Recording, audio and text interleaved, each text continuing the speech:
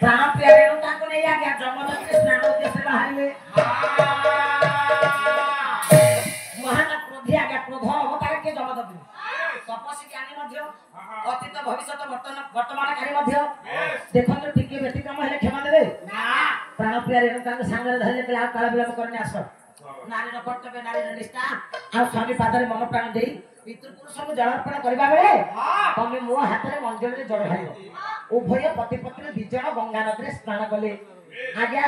पवित्र भाव स्नान कर सारा परे पितृपुरुष को जलार्पण करिवे के जमदग्नि बोले पिता धर्म पिता सर्व ये पिता ही परम पाप ये पिता ही प्रतिमा पन्ने प्रियंती सर्व देवता नमो नमः देवाय जो ब्रह्मण हिताय स जगत हिताय कृष्णाय ये गोविंदाय नमः नमः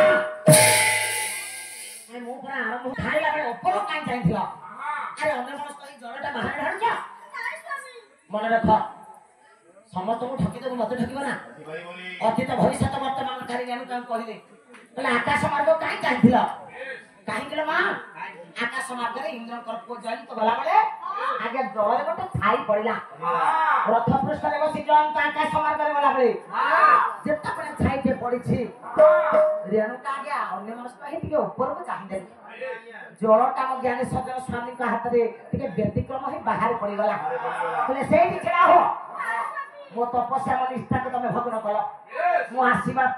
मु जेतले पुरन बाहर तमे कहिथिले ना हाथ रे जल ढालिबो बाहर पड़िबो कारण व्यतिक्रम कले जलटा बाहर पड़िला मो निष्ठा को तमे भांगी छ पितृ पुरुष को जल को तमे अपवित्र करिछ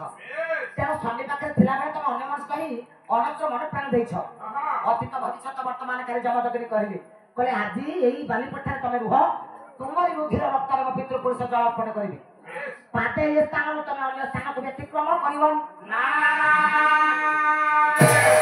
आज्ञा महान क्रोधी तपस्वी जे तले कथा कहि चाली गले बाली पठार पड़िछथि रेणुका हे मो ज्ञानी सजन मरण्या मो मां क्रोधर अवतार जमदग्नि छिड़ा है छथि महान क्रोधी से रेणुका व्यतिक्रम करी बाली पठार पड़िछथि कहले रेणुका रुधिर रक्तरे मु जल तर्पण करि अंतर जल थिबा प्रतिशत बंधी के धाई मो पितृ पुरुष का जल को पवित्र करिबी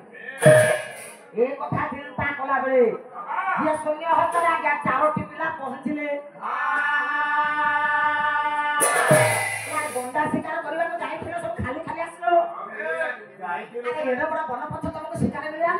जाइथिलो ते मिलिलानी अरे जाइथिलो जे मिलिलानी माने को भाईले तो शिकार करियो पाइलु